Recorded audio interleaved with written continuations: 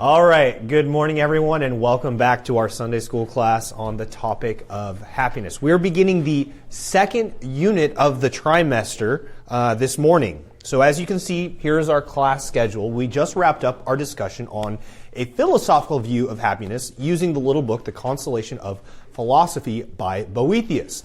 As I've said previously, that little book is a hugely important book that is underestimated and overlooked today in our day and age. It was the most widely read book in Europe during the Middle Ages next to the Bible. And it was the bestseller for about 1,000 years. It only fell out of popularity in the modern period, but I think that is to our detriment. It is worthwhile to become reacquainted with that little book. So if you weren't able to hear anything from that previous unit, our lessons are being uploaded to YouTube. I was able to successfully re-record that first lesson that failed to record back when I actually taught it at the beginning of January. So that lesson is now on YouTube. I've also just uploaded Daniel Gillespie's first lesson on YouTube, and I plan to get all of the other lessons uploaded this week so that we'll be back on schedule with our YouTube videos later this week, Lord willing.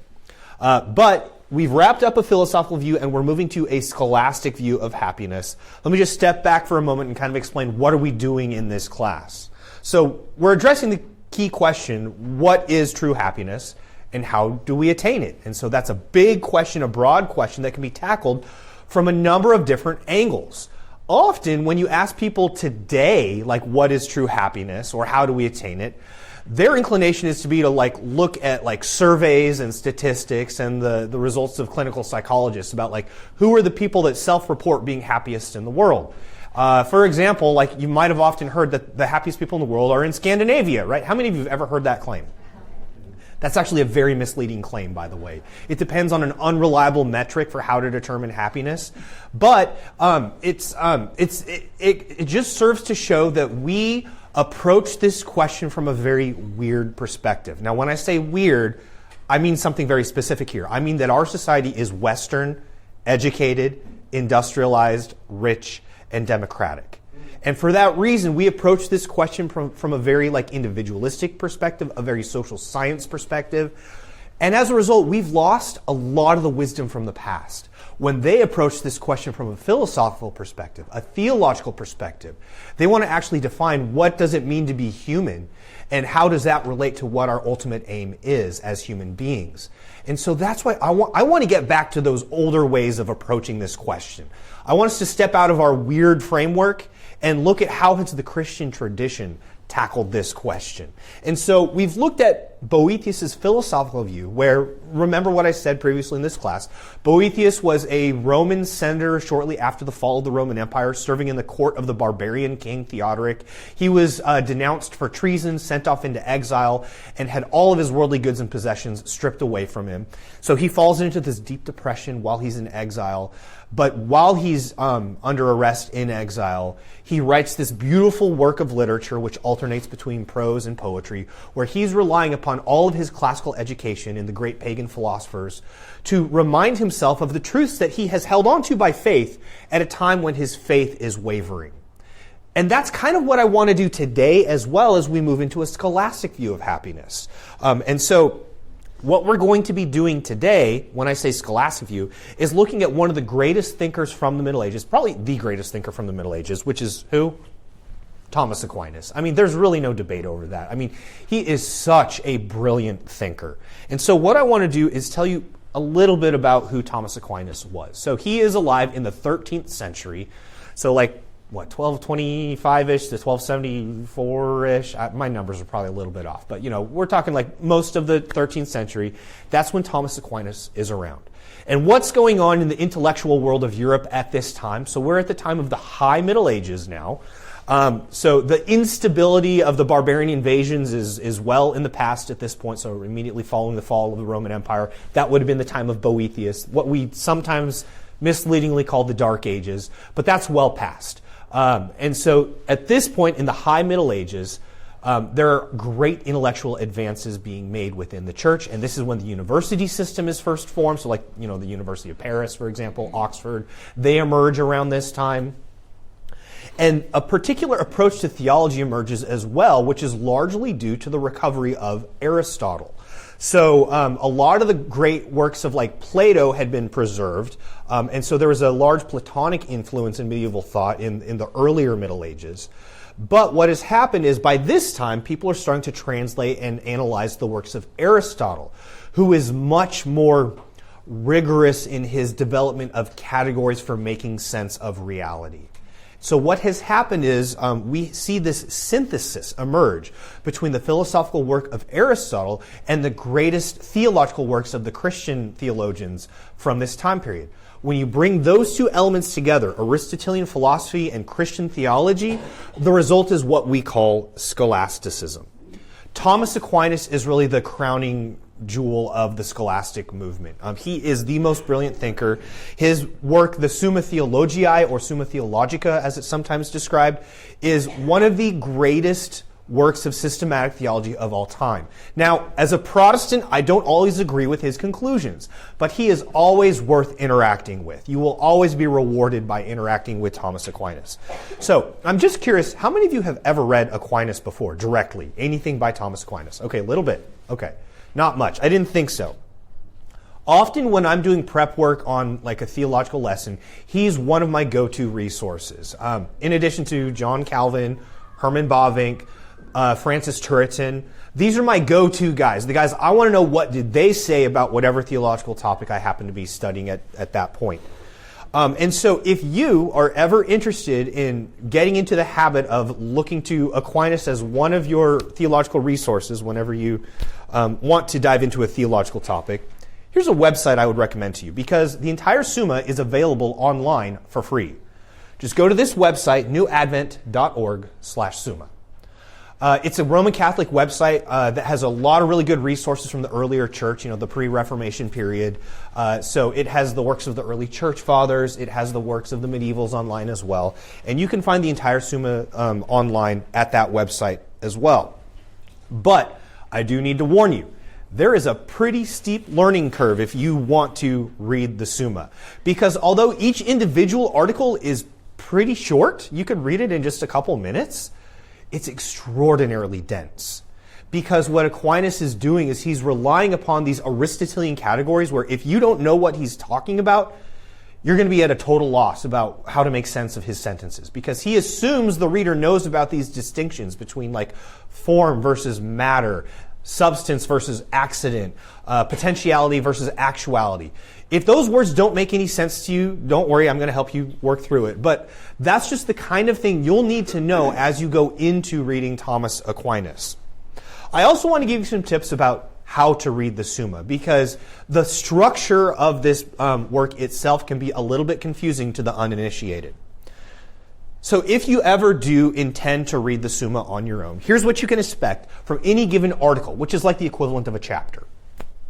Each article begins by stating a yes or no question, some theological topic that Thomas intends to address. And it could be anything, like would human beings have eaten food before the fall? For example, like it's just there's a number of questions that you'll find, like anything and everything under the sun practically. Tragically, Thomas was not able to finish the Summa within his lifetime. He passed away. But what he did leave behind is still a tremendous wealth of theological insight. But each article begins with a yes or no question, so he states the question, and then he lists a series of potential objections to his position, or the traditional answer to that question. And so, on average, you'll find about 3 or so objections for any given question, sometimes more, sometimes less. Then what he does is he presents the so-called sed contra, which we could translate like on the other hand, where he puts forward the traditional answer to that question. So all the objections are generally in opposition to the traditional answer. And so he'll quote from some historic authority, whether that's Aristotle or St. Augustine or Boethius or whoever, and he'll give a quote from that authority saying, this is what the traditional answer to this question has been. And then he gives his own answer. That's the respondeo, which just means I answer. Generally speaking, he's pretty much always going to side with the traditional answer, but he's going to try to explain the traditional answer with more precise categories. So he's going to make some careful definitional distinctions and categorical distinctions so that he can actually logically defend the traditional answer against those objections previously stated. Once he sets forward his answer to the question with all the categories and distinctions necessary, he then proceeds to answer each objection in turn at the conclusion of the article. What we'll do today is look at some of these articles related to the topic of happiness. So this is just to give you a framework for what it's going to look like when we look at each one of these articles. Now, in preparation for this unit of the class, I read a commentary on Thomas Aquinas' articles on happiness. This little book right here. About 650 pages. This is one of my favorite contemporary authors, by the way. A Roman Catholic philosopher who teaches at UT Austin. His name is J. Budziszewski. That's a Polish name, I believe. He's written several books. They're all great. I've never been disappointed with a book by Budziszewski.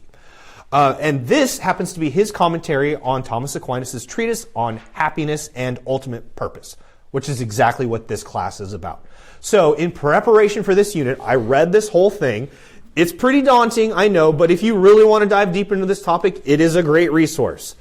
But if that's too intimidating for you, I'd recommend this other little book by Budziszewski called How and How Not to Be Happy, which was published 2 or 3 years ago, 4 years ago maybe. This book is terrific. Do you remember how I told you that, like, if I was ever stranded on a desert island, the one book I'd want with me is Boethius' Consolation of Philosophy? This is a close second, probably. I mean, not counting the Bible, not counting the Lord of the Rings. But, yes, this book is brilliant, and it's readable, too. So if you feel intimidated by reading Boethius or Thomas Aquinas directly, read this guy, because he makes it make sense. He basically follows a very, very similar format, like the structure of Boethius and Thomas Aquinas. He interacts with them a lot, and he kind of explains their main ideas as well. So if you really just want like one book to read to walk along like this class, this is a great book to go with. I'm going to try to distill some of the ideas from this book too, but primarily I'm going to be relying on his bigger commentary on Thomas Aquinas for this unit of the class. So let me explain what are the questions we'll be addressing over the next 3 weeks. Unfortunately, we lost a couple weeks, because of snowpocalypse. I did originally schedule 5 weeks for this unit, but we've had to trim that down to 3 weeks, which is okay. We'll make do. But these are the 5 questions we're going to be tackling over the next 3 weeks. Now, just to warn you, I'm here this week. I'll be here next week. But the third week, I'm going to be chaperoning for Westminster Academy's senior trip to Italy. Very excited about that. So you will be in the very capable hands of Byron Earnhardt, who's not here right now because he's teaching in Drew's class this morning. But he has been prepping to cover the final question there with all of you for that 2 weeks from now. But my goal for today is to tackle those first 2 questions, man's ultimate purpose, and then where does complete happiness lie, the failed candidates. There's a lot of overlap there, by the way, with what Boethius has said. Remember, like we've talked about the dead ends to happiness, like wealth or power or pleasure or honor. In fact, in that question, Aquinas quotes a lot from Boethius. It's one of his primary sources to answer that question. So that's going to be for this week, this morning. Next week, I'm going to try to tackle questions 3 and 4. What then is complete happiness in itself, and in what does it really lie? So how do we actually define what happiness consists in? And then what does complete happiness require? What are the requirements in order for us to achieve complete happiness? And then Byron will cover that final question, how complete happiness is finally attained. And so he'll look at the doctrine of the beatific vision with you. So also, if you're curious, that book cover, you want to know what that painting is? So Budziszewski comments on that in the introduction to his commentary. He was hoping to find like a really great classical painting of the parable of the pearl of great price to represent the idea of true happiness, the delight that the person has in finding that pearl of great price, which represents, the kingdom of God. He couldn't find a good painting on that, though. So he went with this one, which kind of like gets at the same idea. This is just a painting from the early 1900s by a painter named Joseph de Camp. The painting itself is called The Blue Cup. What is she even holding there? We can't really tell. It's some kind of piece of kitchenware. We're not totally sure. But just look at the joy in her face as she looks at that object, that piece of crockery, whatever it is. That's an analogy for the kind of delight that we experience. Now multiply that by infinity, and you get some idea of what it's like for us to delight in beholding God face to face. That's where this whole commentary is leading, to defend the claim that true happiness consists in beholding God face to face. That's sometimes called the visio Dei, the vision of God, or the beatific vision, beholding God in his essence, as Christians will sometimes describe it. So what our goal is with this unit of the class, and with the whole class in its entirety, is to defend the claim that true happiness consists in seeing God. So we could put it the way our shorter catechism puts it. What is the chief end of man? And I'm sure you all know the answer to this question. Don't let me down. There we go, to glorify God and enjoy him forever. But here's a question I want to pose to you. How do you know that's true? How do you know our chief end is to glorify God and enjoy him forever? I mean, as a Christian, I'd hope you'd say, well, because the Bible says so, right? But what about this? What if you're talking to a skeptic who doesn't believe in the Bible? Or what if you or someone you know is going through a crisis of faith and they're wrestling with doubt and they want to know whether or not the Bible can be trusted? How are you going to defend the claim that the chief end of man is to glorify God and enjoy him forever? Then you're kind of in a position similar to Boethius, right? When he was in exile and, everything was stripped away from him and he's going through a crisis of faith. And what does he do? He relies on reason as a support to strengthen his faith, which we as Christians can do as well. Now, I need to make an important caveat here. We would not say that reason is the foundation for faith. Okay? It is not as though our faith depends on having a rational knowledge of all these arguments. It doesn't. You know what our faith does depend on? The Holy Spirit. If you have the Holy Spirit, you have enough for saving faith. You do not need to add to that apologetic arguments and evidences and philosophical proofs and so forth. But those can still be pretty helpful.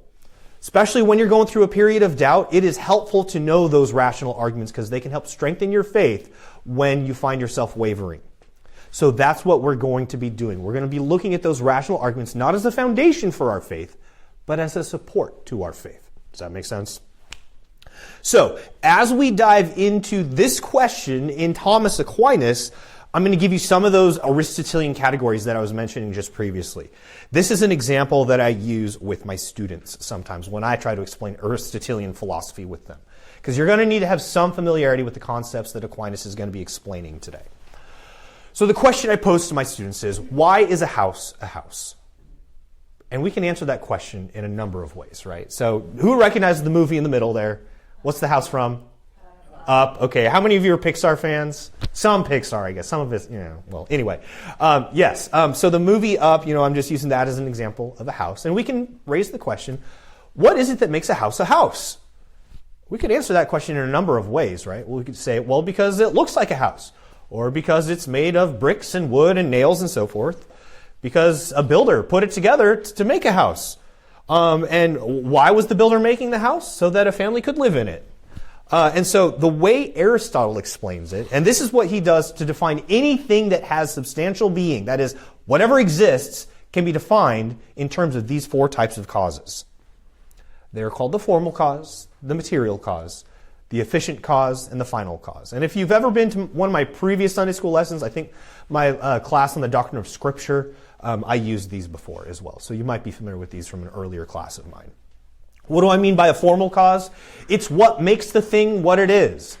A house we recognize as a house, even if we've never seen that individual house before, because we have an idea in our mind of what a house is. That idea in our mind, that's like the design pattern, right? That our mind is able to grasp, which is why we can recognize houses that we've never seen before as houses. That would be our formal cause. So even before the house is built, it exists in the mind of the architect, right? The architect has some idea of what he intends to build. And that would be the formal cause. But just having the blueprints alone will not build the house, will it? What else do you need? You need the materials. You need the bricks and the lumber and the nails and so forth. That would be the material cause, the stuff that a house is made of. But those materials won't just assemble themselves, will they? You need a builder. That would be the efficient cause, the agent that actually, or the cause that brings it into being. And then what's the reason you're doing this entire process? Why do houses exist in the first place? Well, so that they can be a dwelling or a habitation for families. And so that would be the final cause. Unfortunately, in the modern period, we've sort of like lost touch with the concept of a formal cause and final cause.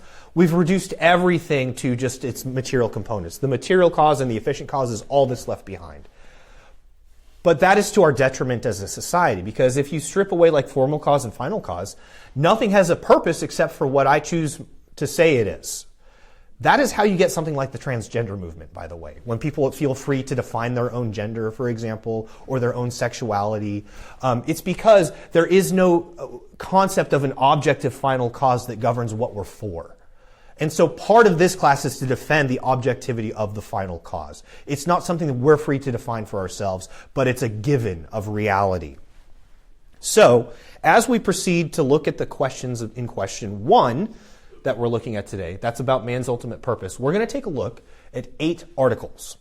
Now, I'm going to warn you here. This is going to kind of feel like a fire hose, but I'm going to try to make it make sense for you and not overwhelm you. But just keep in mind what we're trying to do over these next 3 weeks. We're attempting to tackle 5 questions from the Summa. Each question consists of 8 articles, and each article has about 3 objections. Now do the math. How many objections does that amount to? 120? Is there any possible way we can address every single objection in 3 weeks? No. Not if you're actually going to benefit from this class. I mean, I could go rapid style, like talk really fast. How many of you remember those Micro Machine commercials? Remember the guy who talks really fast? I guess, or you could say like Ben Shapiro style, talk really, really fast. I'm not going to do that to you though, okay? Because I want you to try and actually benefit from what I say. I'd rather say it slowly and deliberately so it makes sense to you than try to rush through all the material. But as an aid to you, if you want to kind of like take some more time to digest these ideas, I've provided you with that printout. Does everybody have the printout today? So I'm going to kind of walk you through that today. I'm not going to say as much about question 2. I will have some comments at the end of class today, as long as we have time, Lord willing, because I think that's like the failed solutions to happiness, the failed candidates, we've already covered in Boethius. And in fact, in that section of Aquinas, he relies heavily on Boethius. So I'll just provide some brief commentary on that point. But here's what I want to address with you this morning briefly. I want to look at those 8 questions. What I intend to do is kind of walk you through the entire Article 1, just so you have a feel for what it's like to read through the Summa. But then I'm going to condense it a little more. I'm not going to look at every single objection. I'm only going to address the objections that are really relevant to us today. But we'll start with that first question: is acting for some aim or end a property of man? So, when you read this article in the Summa, like I said, Thomas, he poses the question, and then he lists the objections. And there are 3 objections in this article. These would be the objections. So, when we look at the question, is acting for some aim or end a property of man? So, in other words, what is he asking there? He's saying, like, how do we know we even have ends in the first place? Right? So, to answer the question, like, what is the chief end of man? We first need to establish, like, how do we know we even have a chief end? How do we know that we, like, having an end at all, it makes us human beings? Like, how do we know that that can be true? That's what this article is starting out with, just to defend the very concept of an end. That we do things for a purpose, and that's what makes us human. Here are some of the possible objections. To act for something implies a cause, but the cause of an act comes first, but the end comes last. So think, to act for something implies a cause, but the cause of something comes first. So think of like a the dominoes going down or whatever, like a sequence of dominoes. The first domino that falls over is what kicks the whole sequence in motion, correct? But that's at the beginning of the process. A final cause, like the end result, is at the end of the process. So how can you say that to be a human, like even before we've attained our end, we're still human, right? So the argument is that we can't say that acting for an end is essential to what we are, because we're still human even before that end has been attained. So like the whole sequence of creating a human being, God initially creating Adam and Eve, us being generated from our parents, that happens even before anyone has attained their final end. So how can you say that having an end defines what we do as human beings? That's the basic objection. Objection number 2. An ultimate end is that for the sake of which an act is performed. But some acts are performed for their own sakes. So not every act can be performed for the sake of some other end. So think about this. I got up this morning and I brushed my teeth. And why did I brush my teeth? Well, to clean off all the gunk and the food particles and so forth. And why did I want to clean off all the gunk from my teeth?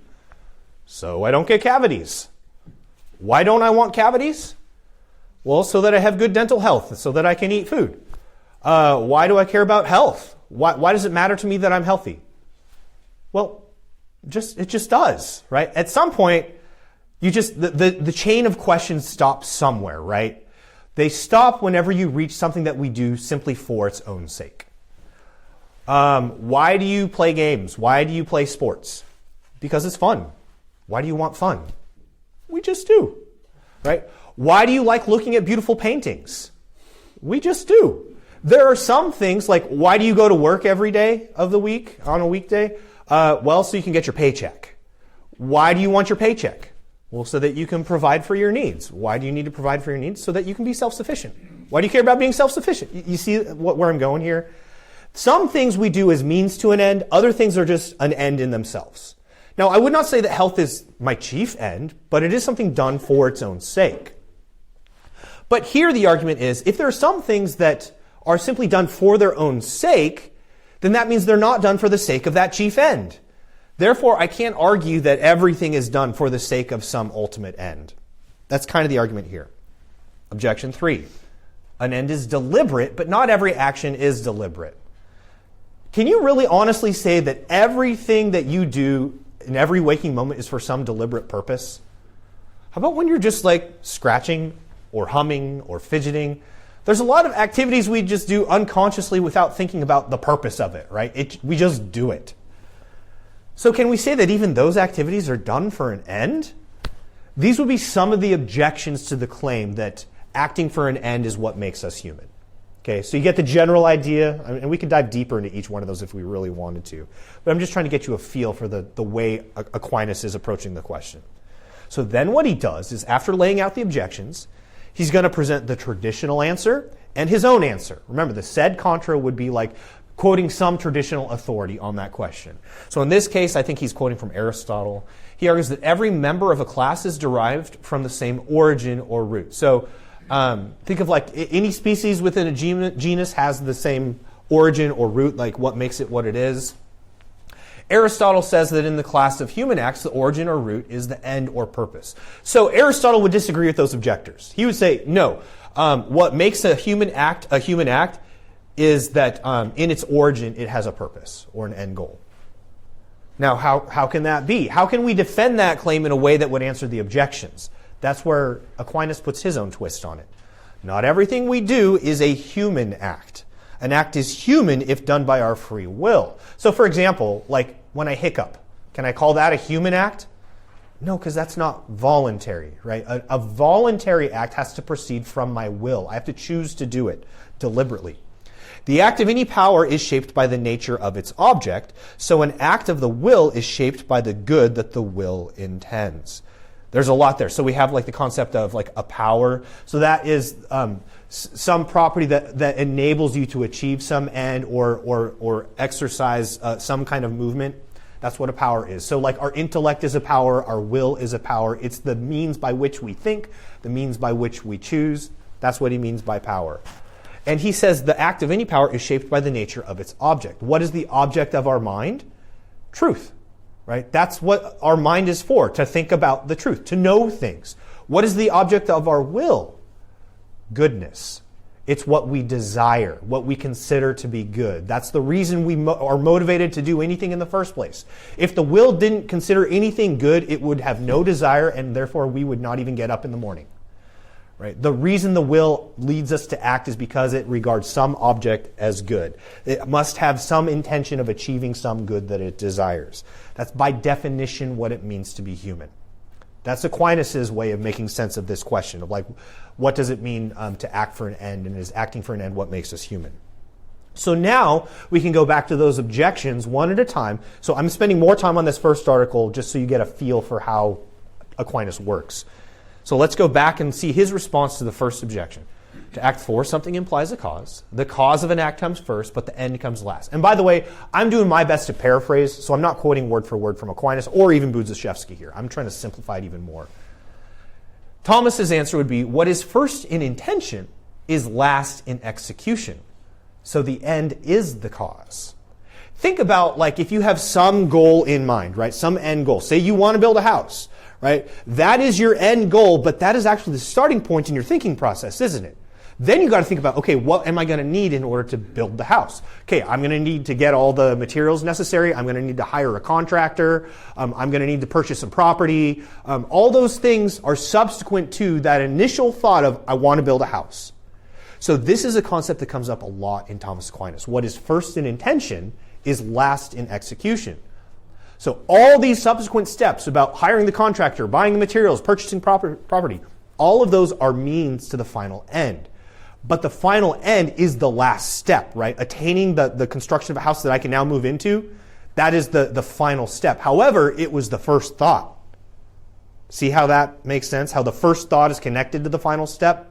In the will, it's the same thing. The first thing I desire is the last thing I achieve. So that is how Aquinas answers that objection. That idea is going to come up later too. Objection 2.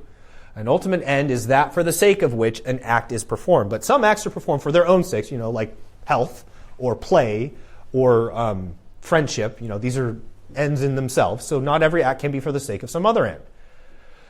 Thomas's answer here is, just as seeing is always for the sake of some visible object rather than for the sake of seeing itself, so also willing is for the sake of some desirable object rather than for the sake of willing itself.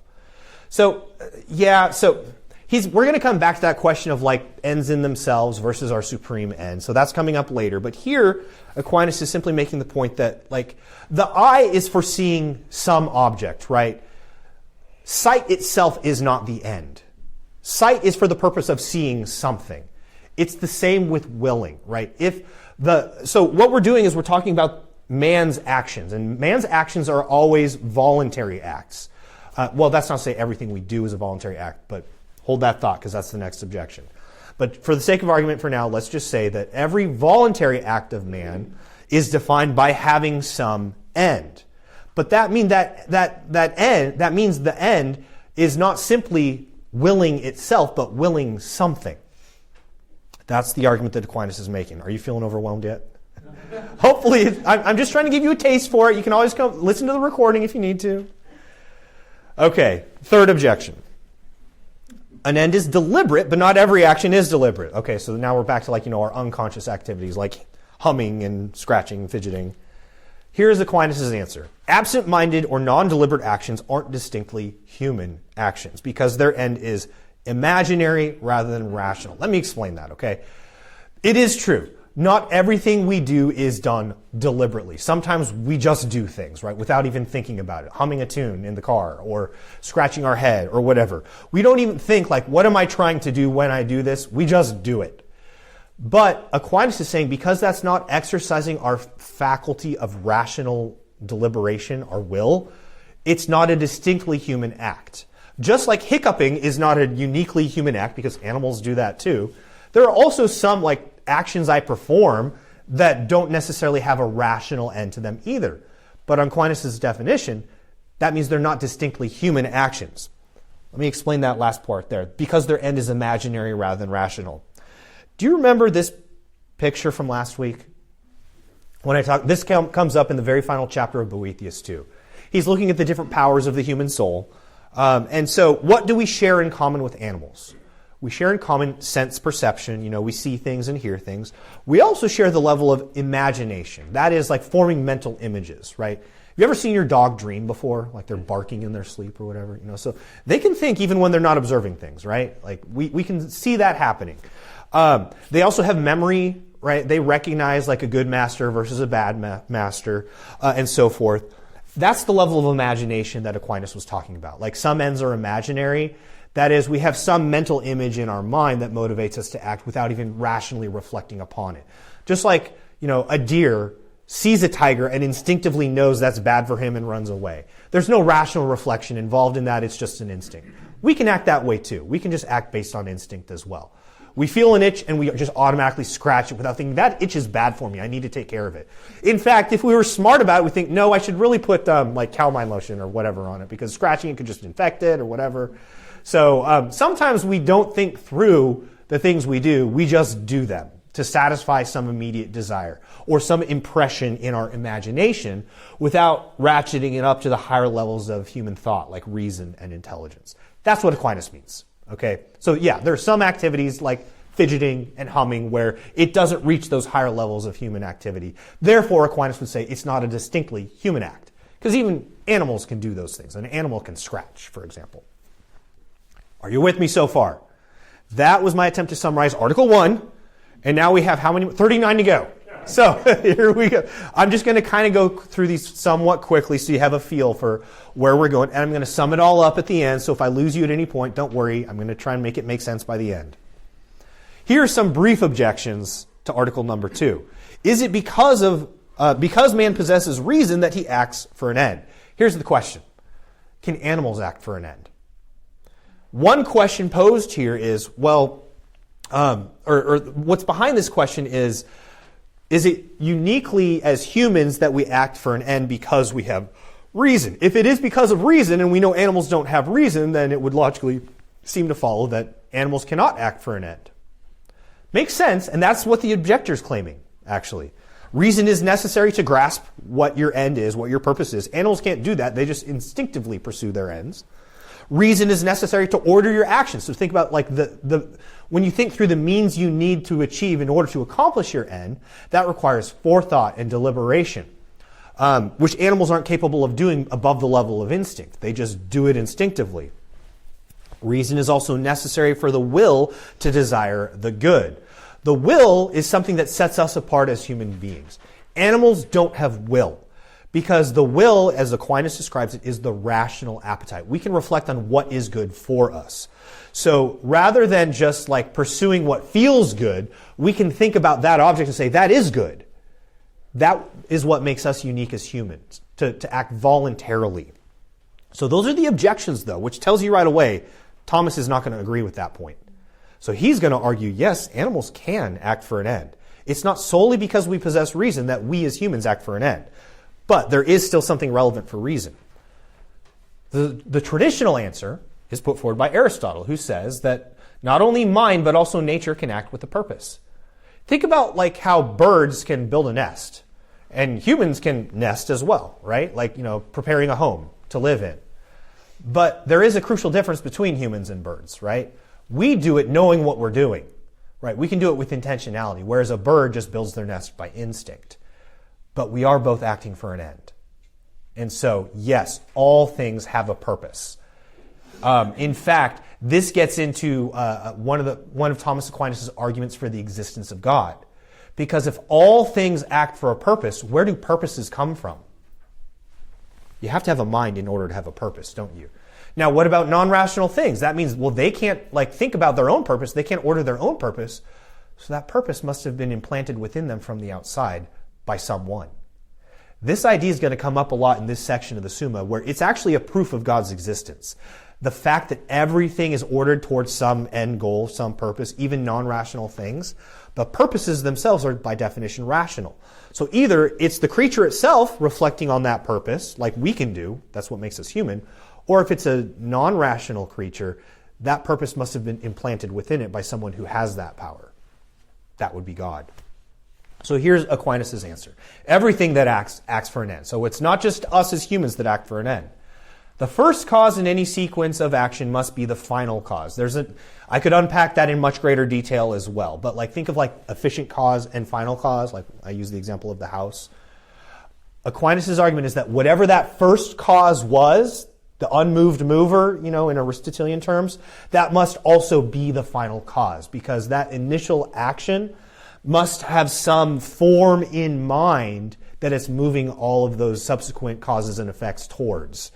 I could spend a lot more time unpacking just that argument by itself. It's called the teleological argument for God, the argument from design, intelligent design. But he's arguing that whatever the first cause was of the universe must also be its final cause. So that intentionality must have been implanted in the universe from the beginning. Because the final cause gives form to the potentiality. That's why acorns turn into oak trees rather than turnips or dandelions, because that actuality, that form to the potential, was already in mind, implanted within that object at the beginning. Rational beings, and this again is what makes us different from animals, rational beings direct themselves toward their end, while non-rational beings are directed by someone else. And so that also, with these categories, we're going to be able to address all those objections. Like, animals can't think about their end. Well, sometimes human beings don't think about their end either. Think about how, like, a soldier, when it receives an order from a commanding officer, the commanding officer might know the purpose for that order, but maybe the soldier doesn't. Does that mean the soldier's not human? Well, no. Like, even rational beings can act when they don't know their end. So that must also be true for animals as well. They don't have to know their end to act for an end. So that's the crucial point here. So yes, it's true, animals cannot order their own actions, but God can. Animals, they can only seek particular goods, but they cannot know the good in general. Like they can, like a thirsty deer can pursue water because it feels good, but the deer cannot reflect, oh, but that water is good. So that is something that makes us unique as human. But knowing our end as our end, although that's what makes us unique as human, pursuing an end is not unique to us. Everything is ordered towards some end. All creatures are, because of God's design. All right, I'm going to move a little bit quicker now through these remaining articles. That was just to kind of give you a feel for how Aquinas operates. I do want to address one objection from Article 3. Are human acts defined or classified by their end? In other words, he says, like, do we put human acts in the same species, within like categorization, because of their end? Is the end what defines the species of an act? One objection here is a single act can have multiple ends at once, but a thing can't belong to multiple species at once. Okay, so think about this. I'm going to use an ethical example. That's why I think this question is interesting. Take the case of killing a human being, right? There might be several purposes for killing a human being. It might be out of self-defense. It might be soldiers on the battlefield. It might be a revenge killing or a crime of passion, right? So it's the same act, but could have multiple different purposes. The argument here is, therefore, we cannot define an act simply by its end, because one act can have multiple ends. So another example, think about how a bat. Suppose you encountered a bat for the first time and you want to know how to classify it. You could either classify it as a mammal or you could classify it as a bird, but you can't classify it as both at the same time because those are mutually exclusive categories, right? So the Bible, for example, does classify bats as birds. Did you know that? That's not because they're wrong scientifically speaking. They just use a different classification system, which is fine. A bird is a flying thing for the Hebrews. That's what a bat is. But based on our classification system, it can only be one or the other. You're either a mammal or a bird. That's kind of the same idea behind this objection as well. When we define what an act is, if it has multiple ends, we can't put it within one species. Now here is how Aquinas answers this question. He says the thing is defined by actuality, not potentiality. This is why an unborn child is not a separate species from a full-grown human. This is actually a very pro-life argument that we can make here in Aquinas. We would say that an embryo is fully human because any creature is defined by what it would be fully formed in its natural potentiality, right? As that natural potential develops to full form, that is what defines what the thing is. An acorn is an oak in seed form. An embryo is a human, just in undeveloped form, but it belongs to the same species because it's defined by its natural end. Just as a thing is defined by its form, not by its matter. So, the stuff that your body is made of is not what defines you as a human, right? Your body is animated by a soul, and it's the soul that gives you form as a human being. So also, a human act is defined by what the will intends, not simply by the motions of your body whenever you're performing that action. So intention, end, and purpose are part of what it defines for an activity to be performed. That's Aquinas' argument. So that will help us to answer that question. What about one action, like killing a human being, that could have several purposes depending on the circumstances? Well, here's Aquinas' answer. A single act can have multiple remote ends, but only one proximate end. So here, this is how scholasticism works. You make distinctions in your definition. So you're distinguishing between proximate ends, near ends or short-term ends versus long-term far ends. That's the remote end. So a proximate end, yes, may be killing somebody. And in that sense, an action can only have one proximate end. But it could still have multiple remote ends. Why did I kill that person? Was it an act of self-defense? Were we soldiers on the battlefield? Or was it revenge or whatever? Similarly, the same act can be defined either by its natural end, which is like killing, or by a moral end, which would be murder or legitimate self-defense. And those two ends are not necessarily related.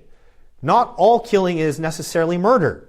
And so that's Aquinas' argument for how we can still say that an action is defined by its end, even if it might have multiple remote ends, and even if there's a difference between natural end and moral end.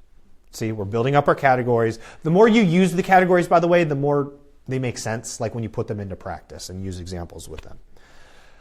All right, I'm going to try to move a little bit faster here. Article 4, I know, was that already overwhelming for you? Sorry. But I want to try and get through these.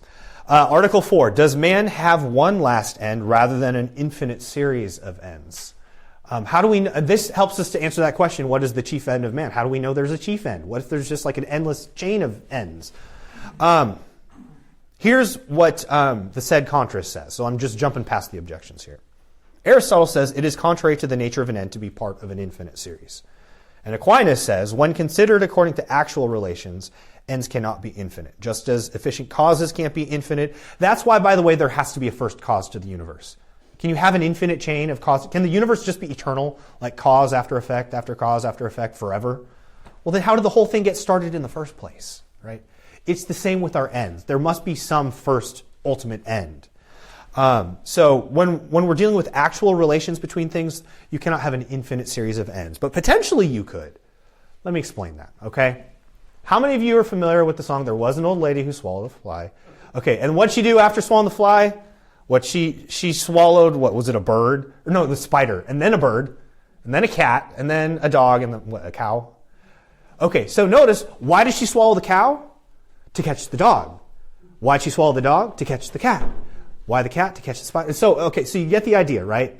Potentially that chain could go on forever, right? But in reality, there has to be some ultimate limit, right? Like in the end, it was to catch the fly, right? That's the end point. It's the same way for every human action. There has to be, like potentially it could go on forever, but in reality, there has to be some ultimate end where it's the end point. That's Aquinas' point. Article 5, moving forward here. Can a single man have more than one ultimate purpose at once? Maybe sometimes I act for pleasure, sometimes I act for riches, sometimes I act for fame. Can't that be the case? Can't I have multiple chief ends? Well, the Bible says otherwise. Remember that part of the Sermon on the Mount where Jesus says no man can serve two masters? So the Bible seems to be against that idea. And here's how Aquinas defends that claim. Multiple answers that he kind of combines together, and they're kind of dense. So I'm just going to warn you. First, he says, a final end leaves nothing to be desired. So there can't be more than one. He's getting that from Boethius, by the way. That whatever true happiness is, by definition, has to be so perfect that it leaves nothing else to be desired. Once we have that thing, we wouldn't want anything else. That is what true happiness would be. If it doesn't give us that, it's not true happiness. Number 2, just as the mind must begin from what's naturally known, so the will must begin from what's naturally desired, and nature tends towards one thing only. That one's really hard. Okay, I'm just going to tell you, I took a long time trying to work through what that sentence meant. Basically, the idea is to know anything, we have to begin from just certain self-evident truths. If we don't begin with certain self-evident truths, then the process of knowing anything would never get off the ground. It's the same way with the desires of our will. There must be some basic desire that is desired for its own sake. Otherwise, we would never desire anything. We have to have some starting point to desire. And whatever that starting point is, it must possess some basic unity. As Aquinas, or as Budziszewski describes it, why does that chief end have to be one thing? Because what if it was not sufficient in itself? Then it would be like a sleeper whose blanket is too small for themselves, right? Like whenever they cover one part of them, they've satisfied that desire, but then the rest of them gets cold, and so they have to move it. It's an incomplete end, right? So whatever that chief end is, it has to be a complete end, so it has to possess a unity and a sufficiency in itself. And then third, Aquinas says, individual acts derive their species from their end, so the genus of ultimate end must be one. That one is also maybe complicated, but the idea there is if every human activity is by definition ordered to some end, and each human act is its own species, all human acts belong to the same genus, and therefore there must be something in common that all ends have. What is that something in common that every human purpose has? That's what we call good, the goodness. And so there's a unity there. All right, we're wrapping this up. We're almost done here. Article 6. Does a man will all that he wills for the sake of some ultimate end? Is it possible to desire something that has nothing to do with our chief end? How about like when you tell jokes? Are you thinking, I'm telling this joke in order to achieve my supreme happiness? No. How about other things that we do simply, okay, back to the question of like dental health, right? Or looking at a painting, right? We do these things simply for their own sakes. Am I doing that? Am I brushing my teeth thinking this is going to help me to achieve my ultimate happiness? No. How about all those activities that we do throughout the day that are just done on autopilot? When we're not even thinking about what we're doing. What do those have to do with attaining our chief end? Well, here's what Aquinas says. To will anything is to consider it good, and therefore a step toward our complete good. Just as secondary causes are set in motion by the first cause, so also secondary desirables, objects of desire, are only kicked into action by our ultimate end. Okay, so this is saying whatever a man desires is for the sake of the good. So jokes, yes, they're for the sake of amusement. Why do we seek amusement, though? Because we see it as part of our ultimate good.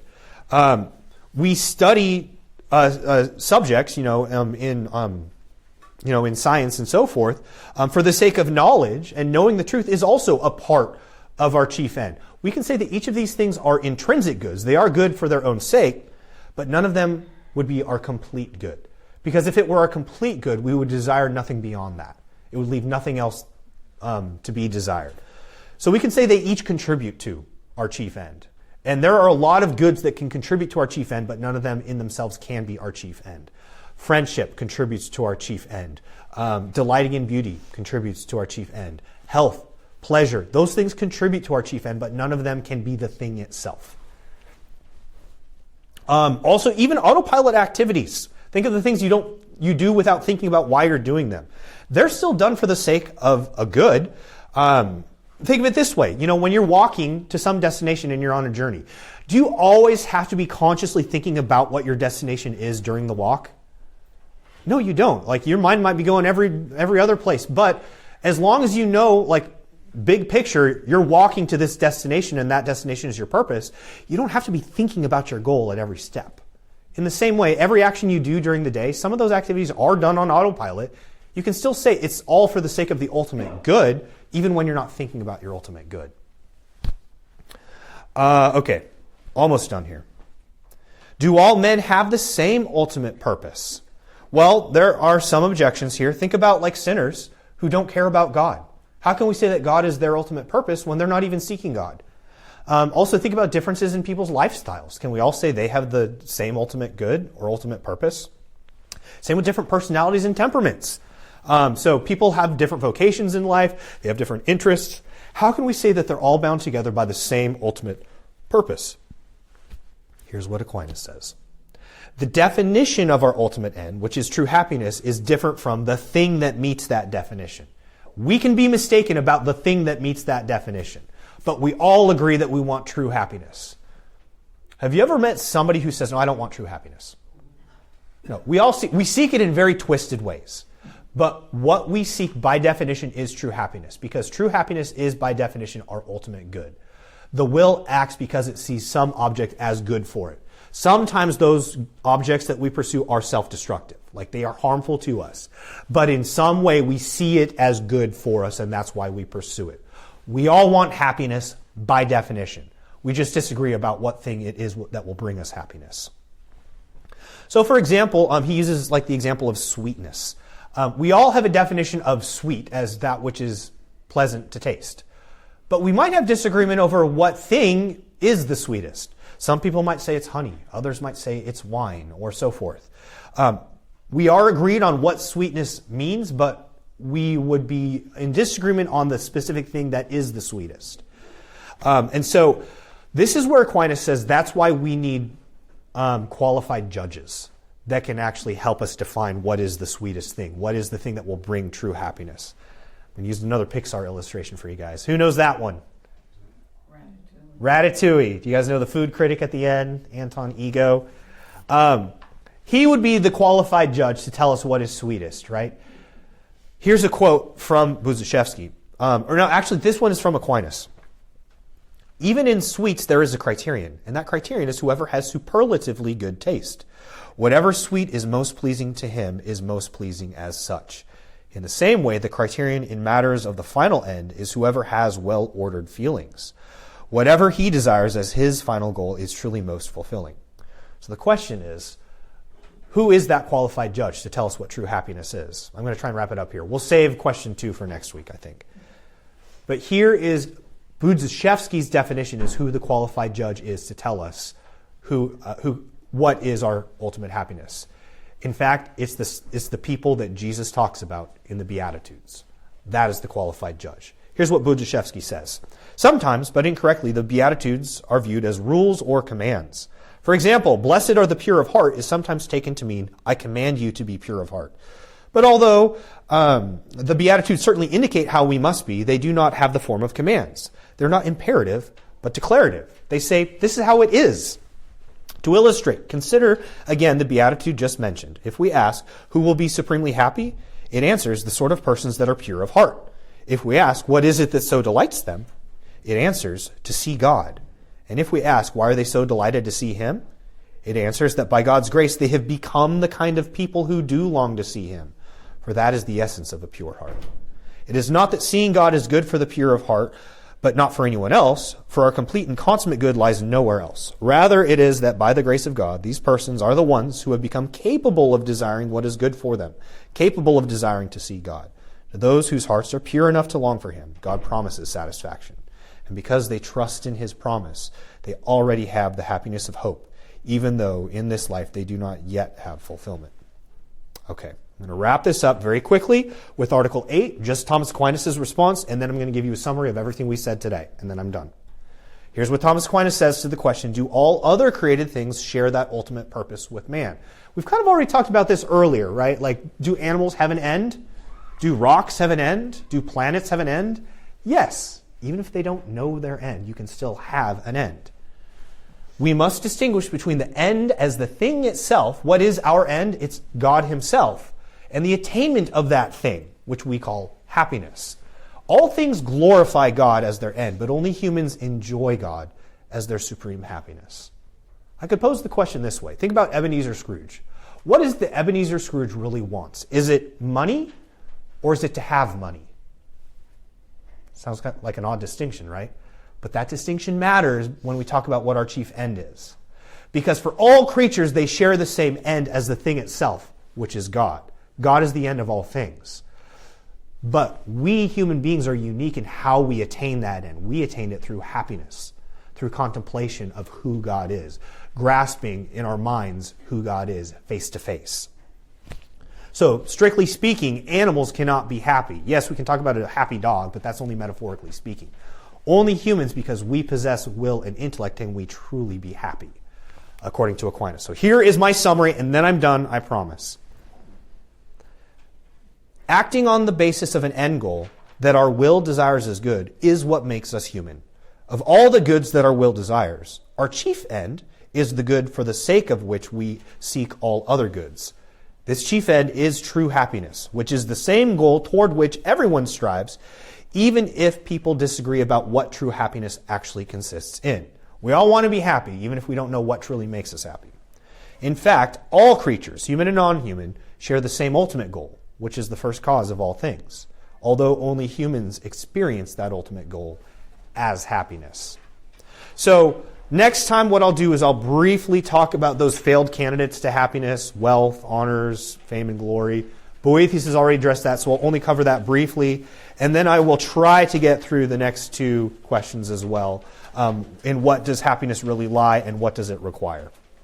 So I went a little bit over. I do apologize for that, but there was a lot to cover this morning.